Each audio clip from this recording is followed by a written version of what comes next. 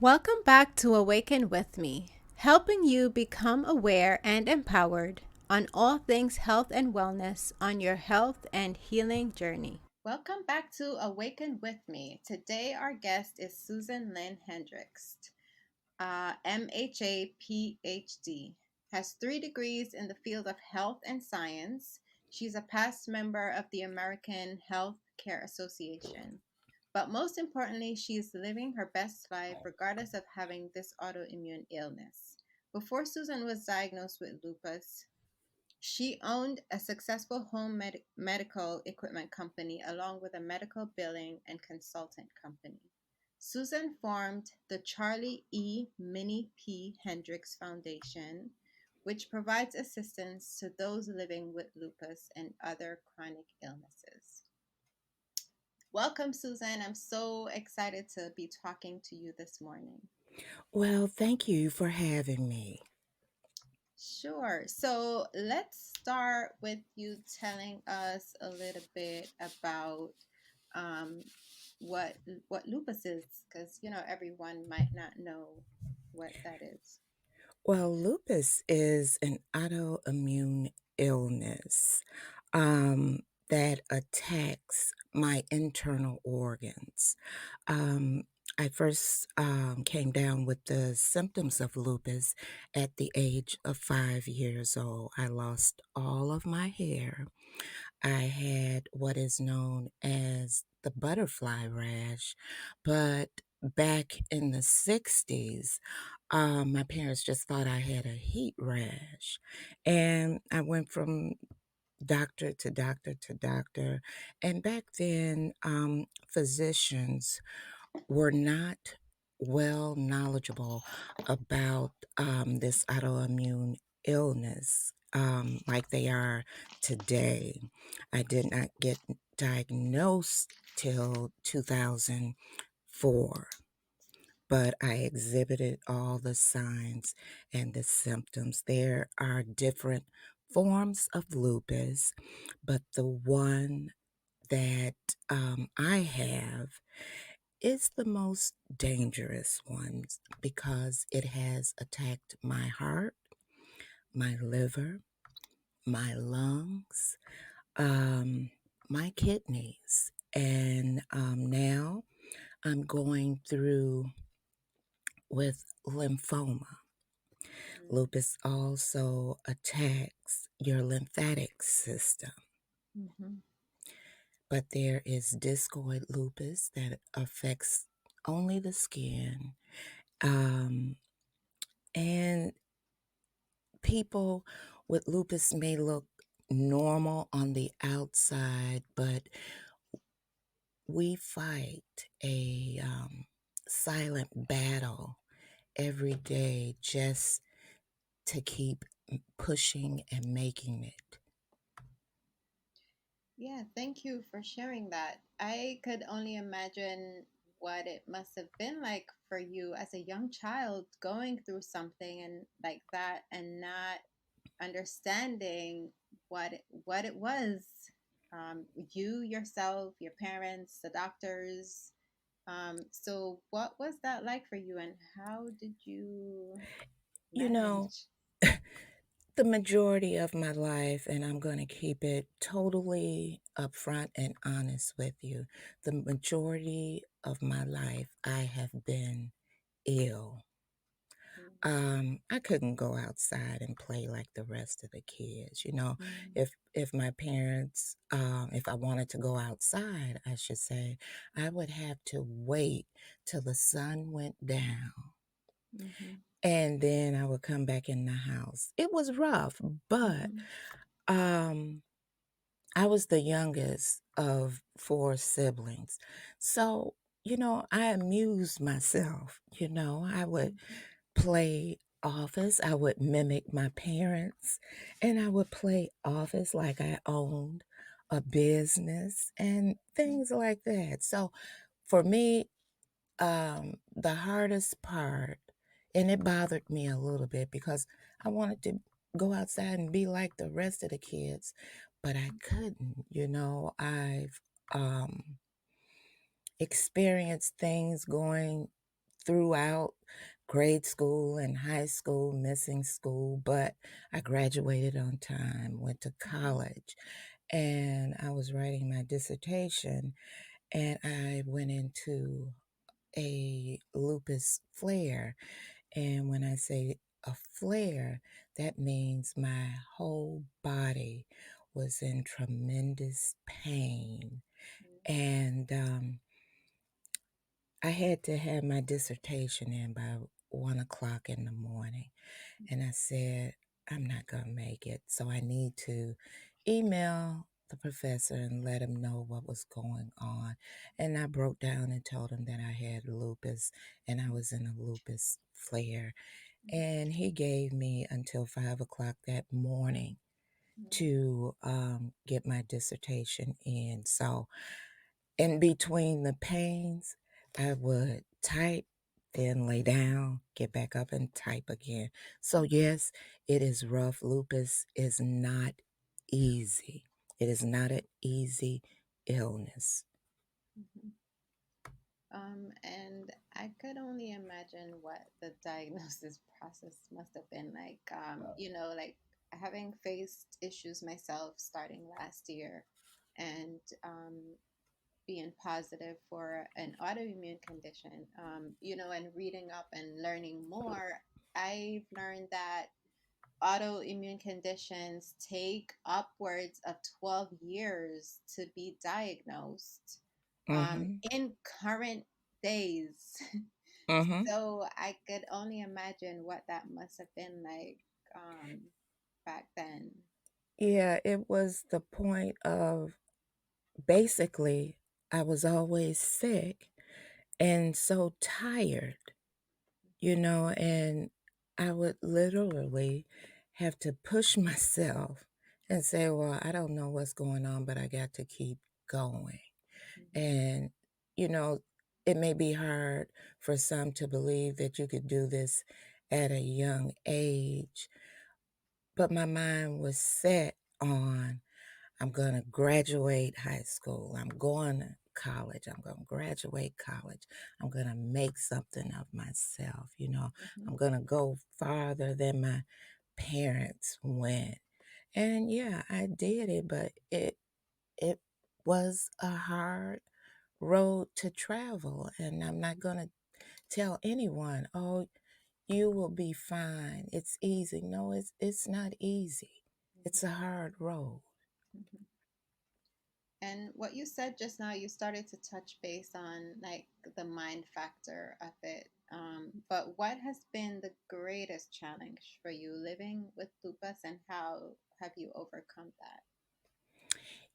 The greatest challenge for me is when I have to go into the hospital and have to have another operation and wonder, well, is this going to be my last time seeing my siblings and my daughter and, whatever. None of us knows when our time is coming. Mm-hmm. And I took a step back and I gave all my fears over to God because He's the original creator of my body. He's not putting me through this for nothing. It's just a test. I take it that I'm going through. These are the cards that I have been dealt, and I plan on sitting down at the table and playing my hand until He calls me home. Mm-hmm. Man can't decide when it's time for me to go. It's only God. And I had to release it. I got deeper into my faith. And that's how I deal with it mentally. You know, I had a conversation with my sister the other day, and I was telling her what the doctor stated to me. And I said, you guys don't need to worry Mm-hmm. because God is going to give me double for my trouble. Mm-hmm. And I said, if I'm not worried, you don't you guys don't get worried. So Mhm. it's keeping a positive attitude, staying faithful and prayed up, not letting anything negative, and I truly mean anything negative, Mhm. interfere with what's going on in my mind, Mhm. because I know that what I'm going through is for a reason. And maybe that reason is to help someone else who feels that, oh my God, I've been told I have this illness and I don't know what to do. I don't know which way to turn. Um, Maybe that's what I'm here for. Even though my illness is genetic, lupus can be genetic, and they says the environment can cause lupus also. But I'm here for a purpose, and Mhm. whatever that purpose is, I plan on fulfilling it. Thank you. I want to touch base on something you said earlier. Um, that sometimes having autoimmune conditions like lupus means that you look normal on the outside, right? Right. So like, how do you deal with that? Because that is something that I found myself dealing with too. Like, I don't have lupus, but sometimes, you're in pain or you go through these things and people don't really know. It's the same concept as like having a disability, right? Not all Yes. disabilities are visible. Right. And Right. so, like, how do you deal with something like that? Oh, I've had the negative comments that you don't look like anything is wrong with you. How come you're not working? Hmm. And you know, I try to educate people, Hmm. even in the doctor's office. Um, when I'm there and people ask me, You're here with somebody else, right?" Especially the cardiologist's office. And I said, "No, I'm here for myself. I had a heart attack. I Hmm. have lupus and it affected my heart." Hmm. "Well, you don't look like anything is wrong with you." Hmm. And I take the chance to educate them Hmm. on, just like you stated, not all disabilities are visible. I fight a battle, may not be a battle of what another person is fighting, but I fight a battle each and every day just to get up out of the bed, um, just to stand up, just to get my legs moving. And once I get them moving, I try to do what I can, because I don't know when lupus will say, okay, it's your day today. I'm going to mess with you. Hmm. So basically, I educate them. Do I get mad? No, no, because people really don't know that this illness affects the majority of people with color, and especially women. Hmm. And education and being knowledgeable about this illness can help that individual with the next person they see, so they won't make the error in stating, well, you don't look sick. Hmm. It's all about educating. Hmm. And I thank you so much for having that mindset, because you are right. Like, before I started going through what I was going through, like, autoimmune condition was nowhere in my mind, right? Because we're Hmm. all living in different realities. And so you are right. People don't know. So having that mindset is helpful. And then another thing you touched on is the fact that women are affected by autoimmune conditions twice as much as men. Right. And autoimmune conditions have become or are becoming more prominent now for some reason. And the doctors still struggle with making diagnoses of these conditions. Um, Yes, and basically, you have some doctors who don't believe when you tell them, when they step into that exam room with you and you describe all the symptoms you're having. mhm, I have had doctors tell me, oh, it's all in your head. mhm, It's nothing wrong with you. And in turn, I tell them, I know my body. I know what I'm mhm, feeling. You're not in my body, and you can't tell me what I'm not feeling. And I have walked out of the office, doctor's office, because they have told me, oh, it's all in your head. No, it's not mhm, in my head. It's mhm, because you don't want to take the time mhm, that is necessary to sit and listen. And it's understandable that doctors are not taught when they are in med school to be compassionate, to have that bedside manner. Most aren't. And some doctors, it automatically happens. You mhm, know, they have that compassion, but you have others just want to sit down and write a prescription and say, okay, take this and come back and see me in 2 weeks, but you're still suffering with the same thing. mhm, So you have to be your own best advocate when it mhm, comes to your health and research and become knowledgeable mhm, about what's going on with mhm. your health. Being faced with an autoimmune condition can be so challenging, especially when you consider the fact that many autoimmune conditions do not have a cure. So, finding ways to cope is very essential. One suggestion is to practice gratitude. Check out the gratitude guide available on my website for free, www.awakentoyourpassion.com. And even if you are not faced with something as serious as an autoimmune condition, I suggest you do it anyway because practicing gratitude is a great way to help your health overall.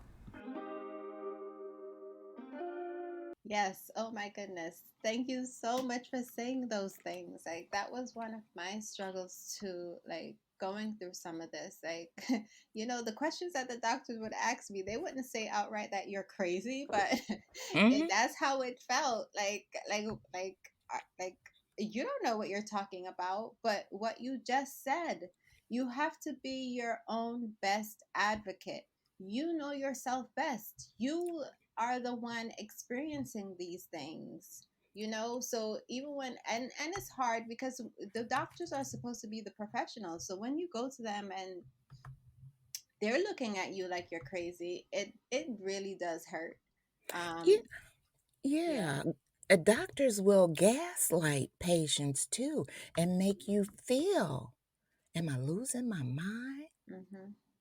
What is going on? Well, maybe I'm not feeling this way. Mhm. They will gaslight you. So you better be your own best advocate and stand up and don't be afraid to speak to a doctor just like they take that family history when you're in that exam room. You need to be asking them questions. How long have you been practicing? How Mhm. many patients do you see that have the exact same illness that I Mhm. do? It's a back and forth. It should be a partnership in the Mhm. medical field, but it's not. And that's why you have to stand up and don't be intimidated by that white lab coat. Yeah, no, you're so right. And asking those questions is very important. And when you do your research, because the internet will have a lot of information. So I would suggest using the research and the internet as a way to ask the questions that you Right, want to ask right. at the doctor's office. But it's really essential. Like you just said, it should be a partnership. Right. And if it's not and you don't feel comfortable, you might need to find another doctor. And don't be scared to say, okay, I'm going to find another doctor to see what this one says. You have that right. You just don't have to sit there and stay with that doctor and be mentally and verbally abused by their, well, I'm not going to say all, but some gaslighting techniques that are used on patients and especially patients of color. Hmm. Yeah. Yeah, I mean, as you talked about that, like when I was going through my challenges, like when I was in the thick of it last year, like one of the questions I asked one of the doctors was, how does this look different for someone of color? Hmm. Because there are differences in symptoms and what people experience, based on your background, based on your ethnicity. Um, Correct. No illness is a one size fits all category that they try to box us into. It's just like with weight. They try to tell us that, okay, you 5'5", you should be 110 pounds. Everyone is not built the same. mhm, And who states that we should be this exact size? You know, the older you get, yes, your metabolism slows down, you gain weight, you have to work out harder to lose that weight. But with some people, you can say that you tell them to lose 50 pounds, they look like they're terminally ill. So you cannot cram everybody into that box and say you should be this.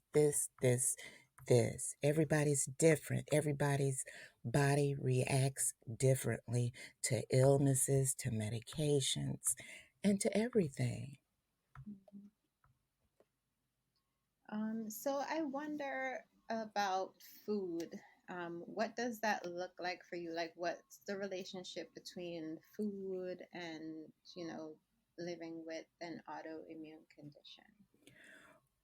Well, we know that food can heal the body, and food also can produce obesity, depending on portion control.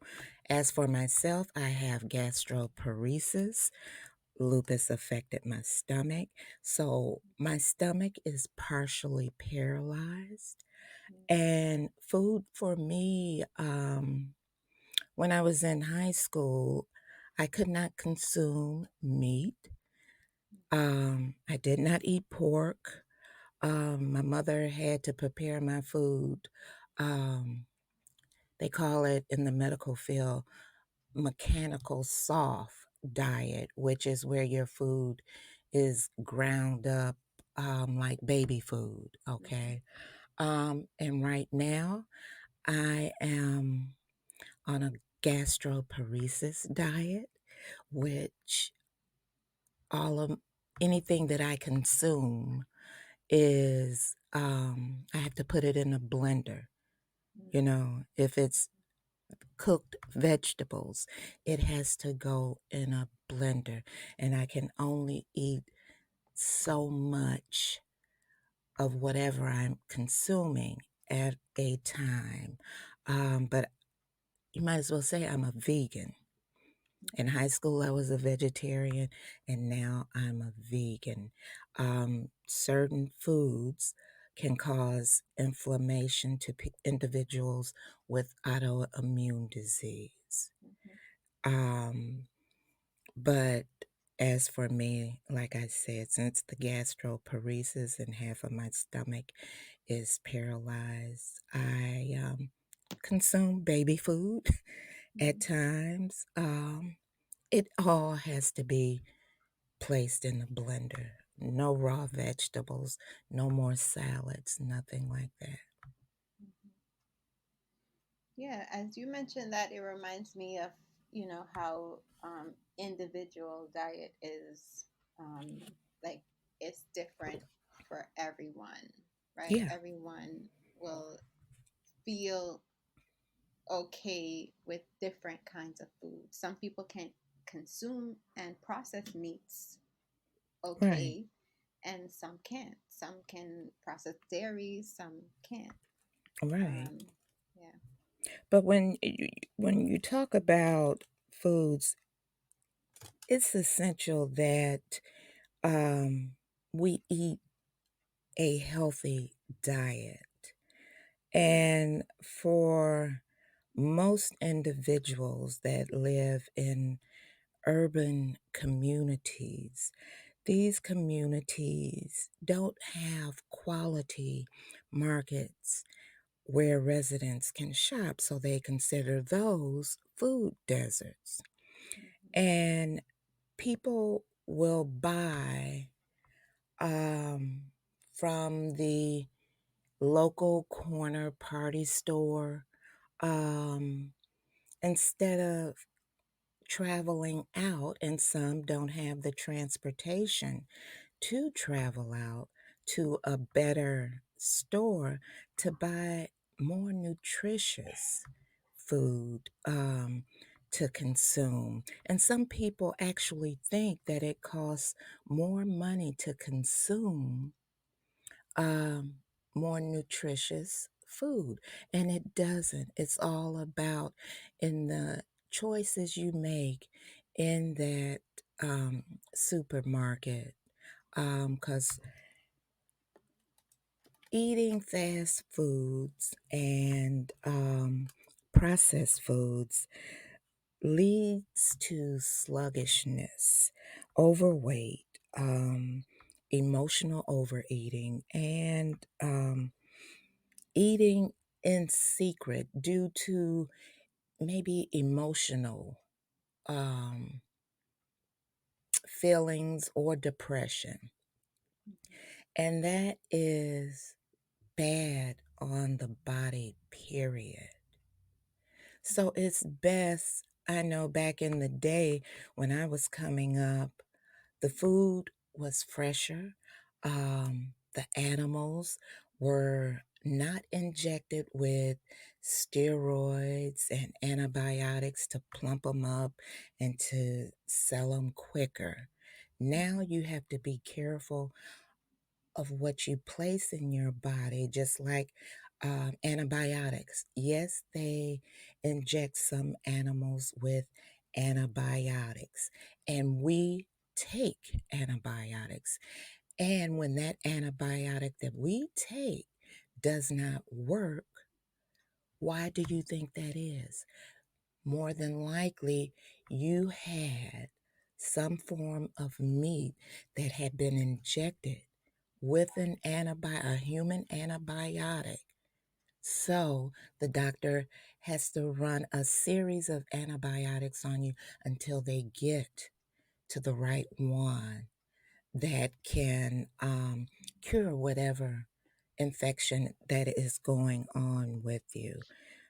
So it is truly important that um, we make sure that we eat fresh vegetables um, and try to stay away from vegetables that are sprayed with pesticides and any other chemical because that affects our bodies and more than likely can cause further damage to our bodies.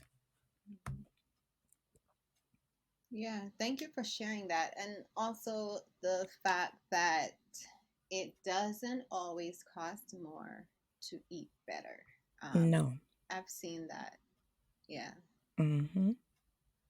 And so, as we are coming to a close, I wonder how you manage your autoimmune condition and still manage to live your best life. Like, what is your routine? Like, what can you share with someone who might be going through this to help them? You have to stay prayed up and rooted in your faith, whatever your faith may be. You have to have a positive attitude. And you may say, well, how can you be positive being ill? You can. You're not 6 feet under. Mhm. If you woke up this morning, you still have a purpose. You still have that gift of life. Just like when I get up in the morning, yeah, it takes me longer to start moving around. But once I get to moving around, I exercise. I may not be able to do it like I used to exercise, but I do some form of exercise to get my limbs going. I fall down. No one is perfect. I fall down, but I get back up. I can fall down, I don't care how many times. The point is, you get back up to fight another day. Your life is not over. You have a purpose and live to the fullest of your ability because we only get one shot living on this earth. And I'd rather live my life making God smile than making him disappointed. So you can do it. Mhm. Yeah, I just love what you said. You know, you could fall so many times, but it's the importance is like getting back up, That's right. right?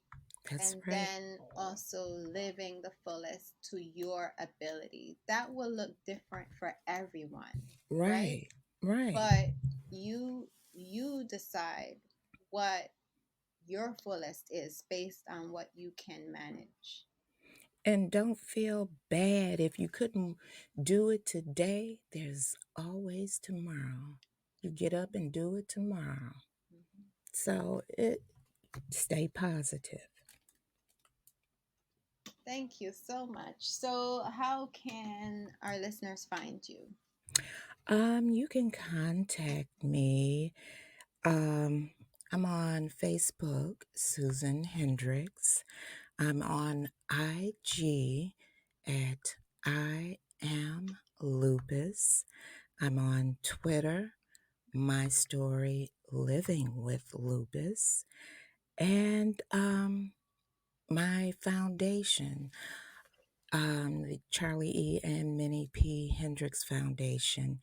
You can contact me at Susan at CEMPHfoundation.com. Awesome. It was lovely chatting with you today, Susan, and I'm so glad that we had this opportunity to share your story. Thank you once more for joining us on Awaken with me. And thank you for inviting me. I truly appreciate it. Today's learning outcome is that it's very essential that you be your own advocate along your health journey to make sure that you are getting the care that you need, and do not be afraid to ask your questions. Use the internet as a resource to find out what questions you might want to explore, and when you go to the doctor, be sure to ask your questions. Thanks for joining us on today's podcast. If you haven't yet done so, hit the subscribe button for new content every 2 weeks. And be sure to visit my website, awakentoyourpassion.com, for more resources. Until next time, take care.